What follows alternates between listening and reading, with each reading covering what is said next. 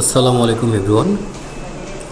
আজকের ভিডিওতে আপনারা দেখতে পাচ্ছেন কিভাবে এই ক্যান্ডেলিং করা হয়।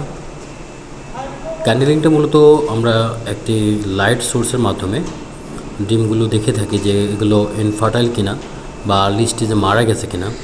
শুধুমাত্র যেগুলো ভায়াবল, যেগুলো জীবিত মুরগির বাচ্চা আছে ডিমের ভিতর, সেগুলো আমরা সেটার ট্রে থেকে হ্যাচার ট্রেতে পাউডার করতেছি এবং হ্যাচার ট্রেতে এগুলো একটা অটোমেটিক মেশিনের মাধ্যমে ট্রান্সফার করা হচ্ছে। এই ডিমগুলো 1 থেকে 18 দিন আমরা সেটার ইনকিউবেটরে ইনকিউবেশন করেছি এবং 18 দিন পরে এগুলো ডিমগুলো যেগুলো ইনফার্টাইল বা আর্লি ডেড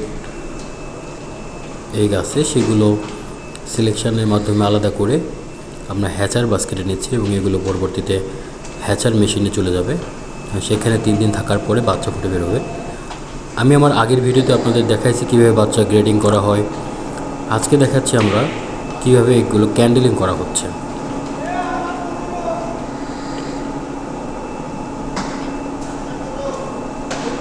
এভাবে আমরা বিভিন্ন ধাপের মাধ্যমে আমরা একদিনের মুরগির বাচ্চা এই হ্যাচারিতে উৎপাদন করে থাকি। তো এই ছিল আজকের এই ক্যান্ডেলিং নিয়ে আমার ভিডিও। যারা দেখছেন তাদেরকে অসংখ্য ধন্যবাদ। আশা করি নতুন কিছু জানতে পেরেছেন।